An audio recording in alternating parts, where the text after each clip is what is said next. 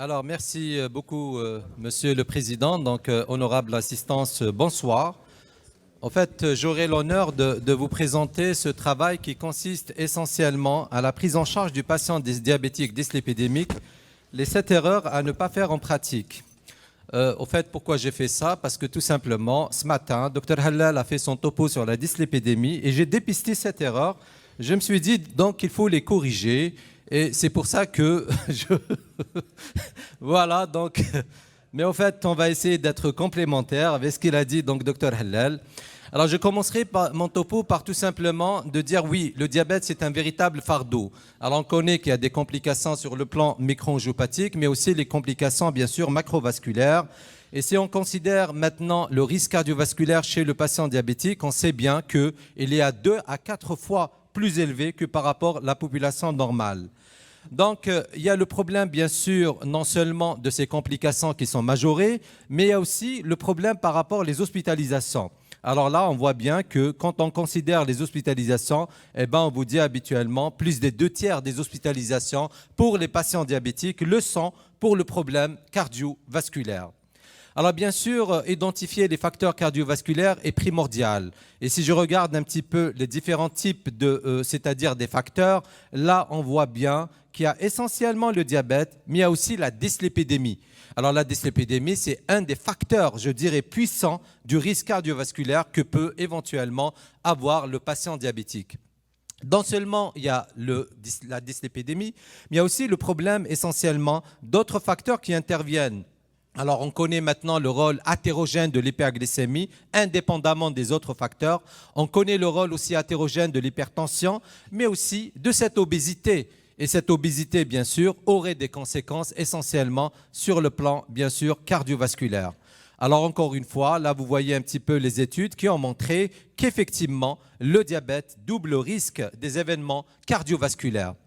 Alors donc, voici un petit peu le rôle de l'adéposité viscérale et ses conséquences sur le plan cardiovasculaire. C'est un état pro-inflammatoire qui va contribuer à cette dysfonction endothéliale et bien sûr, ça contribue à l'athérosclérose. Et si on veut faire donc un zoom beaucoup plus, on va détailler, là vous voyez un petit peu comment cette obésité et comment ce syndrome métabolique aurait des conséquences essentiellement à travers cette cellule inflammatoire qui va entraîner de l'athérosclérose et sa progression chez les patients diabétiques. Donc, chez le patient diabétique, avant de parler d'une maladie métabolique, on est plutôt dans un contexte vasculaire. C'est une maladie vasculaire et c'est essentiellement la dysfonction endothéliale qui va faire le lit de la progression de l'athérosclérose.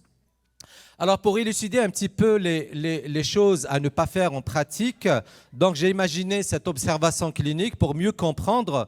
Donc, on est devant un patient qui est âgé de 62 ans, il est marié, 2 enfants, c'est un douanier, diabète de type 2 découvert depuis 13 ans, hypertendu et qui souffre d'une hyperTG depuis 5 ans. Il a donc tabagique à raison de 30 paquets années. On voit bien que son BMI, donc il est dans l'obésité grade 1, 30,8. Ses tensions artérielles moyennes sont relativement élevées, 154 et 92. Et quand je regarde son bilan, HbA1c à 8,8, cholestérol total à 2,20, HDL à 0,45, LDL à 1,14, triglycérides élevés à 3,09. Et on voit que le bilan hépatique avec le débit de filtration glomérulaire qui est bas, donc il est dans la maladie rénale chronique. Alors, voici un petit peu son traitement par rapport à son diabète et par rapport à son HTA. Mais ce malade qui s'appelle Omar, donc il s'inquiète devant ce taux de TG qui est élevé. Alors, bien sûr, le médecin traitant, quelle est la première hypothèse que peut prendre éventuellement la prise en charge de ce médecin traitant? Alors, le médecin traitant, il considère que le taux de cholestérol est presque normal, comme vous l'avez vu, essentiellement pour le LDL cholestérol. Il décide plutôt de traiter l'hyperTG et lui prescrit du phénophébrate 200 mg par jour. J'aurais aimé qu'on fasse un vote dans la salle, mais on n'a pas le temps. En fait, il faut dire que c'est la première erreur à ne pas faire. Alors, la première erreur à ne pas faire, pourquoi? Alors, il faut reprendre un petit peu les recommandations. Ce matin, Dr Hallal vous a bien parlé des recommandations de l'ESC 2019 et 2021, mais moi je préfère vous parler aussi des recommandations toutes nouvelles, les recommandations canadiennes qui sont quand même très très intéressantes. Alors d'abord, qui dépister? Donc ce sont toutes personnes que ce soit de sexe masculin supérieur à 40 ans, ou bien femme qui est supérieure à 40 ans, ou bien post-ménopausée, et sans facteur de risque. Par contre, dès lors que vous avez un ou plusieurs facteurs de risque, eh ben, là, le dépistage, il doit être précoce. Ça veut dire que la dyslipidémie, elle doit être obligatoirement dépistée. Alors oui, est-ce qu'il faut dépister pour tous? La réponse, c'est ce que je viens de dire. Mais au fait, qu'est-ce qu'on va dépister? On va demander un bilan lipidique. Et là, vous voyez, Dr Hallal, encore une fois, il est la vedette aujourd'hui. En fait, il vous a parlé du LDL cholestérol, du cholestérol total, du triglycéride. Mais on a des recommandations canadiennes qui mettent le non-HDL cholestérol comme un paramètre aussi à utiliser. Ils mettent aussi la lipoprotéine A comme une mesure dans la vie du patient lors du bilan initial. Ils la recommandent. Par contre, vous avez ces choses qui sont optionnelles, c'est l'ApoB et aussi la microalbuminurie qu'ils recommandent de faire. Très bien. Maintenant, la question qui se pose, faut-il demander le bilan lipidique à jeun obligatoirement? La réponse est non. On peut éventuellement, là et on vous le dit bien, le bilan, la mesure des lipides non à jeun est recommandée chez la plupart des adultes pour le dépistage, mais si vous avez beaucoup plus un contexte d'hyper-TG important, c'est là où il est recommandé de faire le bilan après 12 heures de jeûne. Alors pourquoi on recommande maintenant de calculer le non-HDL cholestérol? Là, vous voyez cette formule qui vous donne un petit peu c'est quoi le non-HDL. Eh bien, tout ce qui est tout simplement, c'est-à-dire n'est pas HDL. Ça veut dire le cholestérol total que je vais éliminer toutes les autres, c'est-à-dire le HDL. Et vous avez tout simplement toutes les autres lipoprotéines qui sont hétérogènes et qui contiennent quoi? De l'ApoB. Donc, en fin de compte, si je regarde un petit peu les recommandations, essentiellement, je reviens à l'ESC donc 2019, là on vous dit, le non-HDL cholestérol, à quel moment faut-il le demander? Eh bien on vous dit, particulièrement chez les sujets qui ont un problème d'hyper-TG. Ça veut dire que la formule de Friedwald, malheureusement, elle perd de ça. En quelque sorte, c'est-à-dire elle n'est pas réellement utilisable, c'est là où on doit éventuellement regarder la totalité des particules qui contiennent de l'ApoB. En même temps, regardez, donc qui contient du LDL, et regardez, on peut aussi demander de l'ApoB essentiellement si on veut évaluer le risque. Et si aussi on est dans l'hyper-TG ou bien l'obésité ou bien donc on est dans un diabète déséquilibré. Alors quel est l'intérêt maintenant pour les Canadiens de faire ça? Eh bien, il y a eu cette étude très intéressante, publiée récemment en 2021, donc une étude de Copenhague. Et regardez, en fait, on a évalué tout ce qui est non-HDL cholestérol, et à partir de là, on va tout simplement regarder le taux de LDL en fonction du non-HDL et de l'ApoB. Si on a un taux de LDL qui est élevé alors que le non-HDL sur ApoB qui est bas, eh bien là, le malade il n'a pas d'augmentation de risque d'IM ou de mortalité. Par contre, si on a donc une diminution de LDL alors que le taux, c'est-à-dire le rapport, il est élevé, là, vous voyez, oui, effectivement, il y a une augmentation. Mais cette augmentation, elle est beaucoup plus élevée si vous avez une diminution du LDL avec augmentation du non-HDL cholestérol et de l'ApoB qui est élevée. Donc, à travers ça, oui, effectivement, il a regardé, c'est-à-dire donc, ce sont donc beaucoup plus une orientation. Et c'est pour ça que les Canadiens s'intéressent maintenant au non-HDL cholestérol. Donc, en pratique, oui, le phénotypage de la dyslipidémie, c'est intéressant. À partir de quand je dirais que j'ai une hyper-TG, dès lors que vous avez un taux qui dépasse 1,50, mais attention, le LDL, on ne peut jamais l'interpréter en fonction du taux. Le LDL, il faut l'interpréter en fonction des facteurs de risque. Et c'est ça ce qui est important, bien sûr, en pratique. Donc, je reviens à ce patient. Et je dirais, est-ce que réellement faut-il mettre, donc parce qu'il a une hyper-TG, donc plutôt un fibrate? La réponse c'est que vous avez donc ces recommandations, et là on vous dit, il faut mettre une statine en première intention, et ça c'est important, dès lors que vous avez un patient dans le risque élevé ou bien le très haut risque, même s'il a un taux de hyper-TG qui dépasse 2 grammes. Ça veut dire que la priorité, en fin de compte, elle va vers qui? Elle va vers, bien sûr, le cholestérol. Et à quel moment doit-on mettre peut-être un fibrate, mais en même temps en combinaison avec les statines? Eh bien, ce sont des patients qui sont dans la prévention primaire et qui ont déjà un taux de LDL qui est dans l'objectif que vous avez défini en fonction du facteur de risque et si vous avez un taux de TG qui dépasse 2 grammes. Donc, vous voyez que c'est important. Et en même temps, regardez bien, chez les patients aussi qui sont dans le haut risque donc, et qui ont un taux de LDL c'est-à-dire dans l'objectif, avec un taux de TG qui dépasse 2 grammes. Et là, bien sûr, il y a le bézafibrate ou bien le phénofibrate qui est recommandé. Donc, en fin de compte, si j'ai envie de faire baisser l'hyper-TG, il n'y a pas mieux que l'enquête, bien sûr, les règles hygiéno-diététiques. Ça veut dire donc, si je fais un régime aglucidique, ça permettrait quand même de faire baisser de façon très très importante l'hypertriglycéridémie. D'accord, deuxième hypothèse chez ce malade, c'est que le médecin il prévoit de placer une statine à faible pouvoir hypoglycémiant parce qu'il a trouvé donc un taux de LDL pas très élevé. Est-ce que c'est juste? Encore une fois, deuxième erreur à ne pas faire en pratique. Pourquoi? Parce que tout simplement, pour définir votre LDL, il faut d'abord définir le risque cardiovasculaire. Alors on connaît bien que la dyslipidémie chez le patient diabétique, donc c'est de l'hyper-TG, mais la problématique, ce sont des LDL petites et denses. Donc, ça veut dire quoi? Ça veut dire donc à taux égal de LDL chez un patient diabétique ou non diabétique, le risque n'est pas le même, puisque les LDL sont petites et denses, donc elles sont plus hétérogènes. Et c'est ça, il ne faut pas donc traiter un chiffre, mais il faut traiter bien sûr, c'est-à-dire l'ensemble des facteurs de risque. Alors c'est pour ça un taux normal chez le patient diabétique peut être trompeur. Et regardez bien que chez le patient diabétique, malheureusement, le LDL sont beaucoup plus hétérogènes. Alors, comment scorer le risque? Maintenant, vous avez les recommandations de l'ACE et de l'ADA.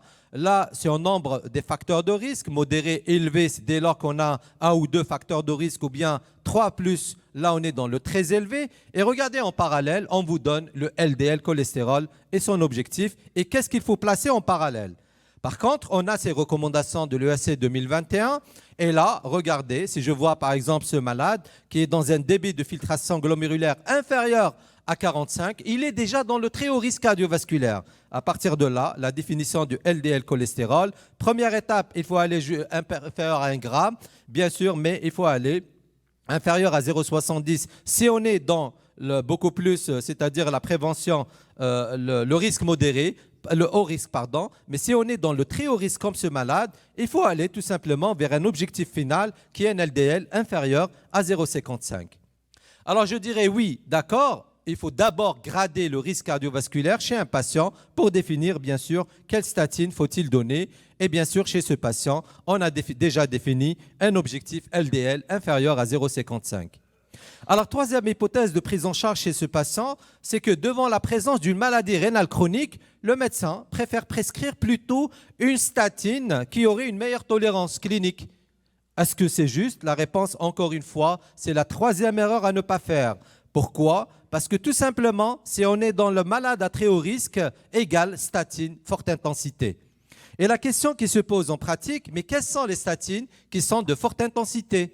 Alors là, vous voyez maintenant, on a éliminé un petit peu la cholestérolémie qui n'est plus utilisée, c'est plutôt les éthymibes, statines ou bien les inhibiteurs de PCSK9. Et si on regarde maintenant par rapport à la puissance, forte intensité, ça veut dire j'ai une baisse de plus de 50%. Et là, regardez, on n'a que deux produits. Vous avez de la Torva, vous avez de la Rosuva avec des doses fortes. Ça veut dire j'ai des doses 20 ou 40 pour la Rosuva et j'ai des doses 40 ou 80 pour la Torva. Donc, il n'y a pas une autre statine plus importante. Donc, ça veut dire que chez ce patient, je dois normalement commencer par ces statines. Et là, vous voyez les pouvoirs hypolipémiants de chaque molécule en fonction, bien sûr, de l'objectif. Très bien. À partir de là, on a ces recommandations. Ce sont des recommandations canadiennes qui sont intéressantes. D'abord, définir la cible de LDL cholestérol en fonction du facteur de risque. Deuxième étape, choisir le traitement qui permet de descendre, bien sûr, au-dessous de la cible. Alors, on vous dit, si maintenant le patient il a déjà un taux qui est trop bas, il n'y a pas lieu de mettre un hypocholestérolémiant à condition qu'il n'est pas dans le haut risque ou le très haut risque. Mais dès lors que vous êtes dans le cas beaucoup plus, on va dire, avec risque élevé ou très élevé, là oui, il faut définir, bien sûr, mettre une statine obligatoirement. Alors, je reviens un petit peu à l'hyper-TG. Regardez bien, patient qui est sous hyper-TG, qui a une hyper-TG, pour faire baisser, il n'y a pas mieux que le régime et statine. Mais si vous êtes dans le risque très élevé, plutôt placer une statine avec parfois de l'ézetimibe. Mais si on est dans le risque, bien sûr, ici on est dans le modéré, ici dans le risque élevé, ici dans le risque très élevé. Et là, vous voyez que l'action des statines sur les TG n'est pas réellement très importante. Il n'y a pas mieux que d'agir avec le régime. Donc, la question qui se pose par rapport à ce patient, il était dans la maladie rénale chronique. Est-ce qu'il faut placer une statine? Alors regardez, parce qu'il y a quelques années de ça, on disait, mais c'est mal toléré, il ne faut pas donner. Et maintenant, on vous dit, non, il faut donner stade 3 à 5 de maladie rénale chronique. Patient, il est dans le haut, voire très haut risque cardiovasculaire. Il est recommandé de placer une statine, donc niveau de preuve classe 1. Et on vous dit, il faut utiliser les statines, combinaison même avec les étémibes recommandés chez les patients qui ne sont pas dialysés, stade 3 à 5. Très bien. Quatrième hypothèse, le médecin prévoit l'arrêt de statine en cas de taux de cholestérol LDL quand il est écrasé inférieur à 0,30. Est-ce que c'est le cas? Réponse encore une fois, quatrième erreur à ne pas faire. Alors on connaît bien les bénéfices de la baisse du cholestérol. Dans une méta-analyse, plus on baisse le cholestérol, essentiellement le LDL, plus on gagne sur le risque cardiovasculaire. C'est une plaque que Dr Adlan vous a montré ce matin. Regardez le bénéfice de faire baisser juste 1 millimol sur le risque cardiovasculaire et bien sûr sur essentiellement les événements coronariens majeurs. Donc ça veut dire quoi? Ça veut dire que cette formule qui dit « lower is the better », elle fonctionne très bien dans la dyslipidémie. Donc à partir de là, oui, plus je baisse mon LDL, plus c'est mieux pour mon patient. Et regardez les conséquences. Vous baissez 0,51 de réduction de LDL, vous réduisez 15% additionnel de risque d'événements vasculaires majeurs. Alors pourquoi? Parce qu'il y a aussi les effets pléiotropes. Les effets pléiotropes aussi qui permettent aussi de, bien sûr, d'agir essentiellement sur la plaque d'athérome et la stabilité. Alors, cinquième hypothèse de prise en charge, c'est que 5 semaines après l'introduction de la statine, le médecin décide l'arrêt de traitement parce qu'il a trouvé un taux de CPK 3 fois la normale. Erreur encore à ne pas faire. En fait, à quel moment on doit arrêter la statine? Eh bien, vous allez évaluer tout simplement 2 à 4 semaines. Si vous avez un taux de CPK qui est inférieur à 4 normal, bien sûr, c'est-à-dire donc inférieur à 4 la normale, c'est-à-dire si ça dépasse bien sûr 4, ou bien si vous avez, après 6 semaines, un taux de CPK qui dépasse tout simplement 4 la normale. Et là, vous voyez aussi, il y a le bilan lipidique. À partir de quel moment je dois arrêter en fonction du taux de transaminase? Eh bien, la majorité vous disent, dès que vous avez un taux de transaminase qui dépasse habituellement 3 fois la normale, c'est là où on doit habituellement arrêter. Ok, donc sixième hypothèse de prise en charge, c'est que le médecin explique que le traitement par statine sera arrêté dans 3 ans parce qu'il aura en fait, il sera un sujet âgé, il aura 65 ans. Sixième erreur, donc à ne pas faire. Et là, regardez, on vous dit, le traitement par statine est recommandé chez les patients âgés avec maladie cardiovasculaire, de même que les sujets jeunes. Et si on regarde un petit peu donc, par rapport aux recommandations, traitement avec statine est recommandé dans la prévention primaire chez les sujets moins de 75 ans. Donc, vous voyez que c'est important. Donc, à partir de là, et on vous dit, c'est recommandé de donner et de commencer une statine à faible dose, surtout si vous avez une insuffisance rénale ou bien donc un problème d'interaction médicamenteuse et pour atteindre bien sûr le LDL cholestérol chez les patients donc âgés. Enfin, je termine avec la 7e hypothèse que peut faire ce médecin. Alors, devant une HbA1c qui est élevée à 8,8 chez M. Omar, la dose de statine a été réduite par son médecin pour ne pas aggraver le risque de déséquilibre. C'est l'effet, fameux effet diabétogène. Eh bien, c'est encore une fois la 7e erreur à ne pas faire. Alors en fait, il faut faire la balance entre le risque diabétogène et essentiellement, bien sûr, l'utilisation des statines. Qu'est-ce qu'on connaît aujourd'hui? Le traitement par statine, bien sûr, a un risque légèrement accru de développement de diabète de type 2, surtout quand on l'utilise à des fortes doses chez les sujets qui sont déjà prédisposés à faire un diabète de type 2. Mais l'effet diabétogène des statines ne doit pas mettre en cause leur prescription, surtout chez les sujets à haut risque ou bien à très haut risque cardiovasculaire. Et encore une fois, chez les patients qui sont à risque de faire un diabète, il est recommandé de programmer bien sûr un suivi glycémique, de promouvoir les modifications hygiéno-diététiques et en même temps, le bénéfice cardiovasculaire des statines, il dépasse le risque. Donc, vous voyez que la balance, elle est beaucoup plus faite pour le bénéfice cardiovasculaire, essentiellement chez les patients à haut risque, voire même très haut risque cardiovasculaire. Donc, en fin de compte, la prise en charge des anomalies lipidiques chez le patient diabétique reste diverse. Il est nécessaire donc de faire quoi? D'abord, d'aller vers un typage de la dyslipidémie. Deuxième temps, il faut quantifier le nombre de facteurs de risque associés au diabète. évaluer le niveau de risque et enfin prescrire un traitement le plus approprié en fonction bien sûr du risque cardiovasculaire.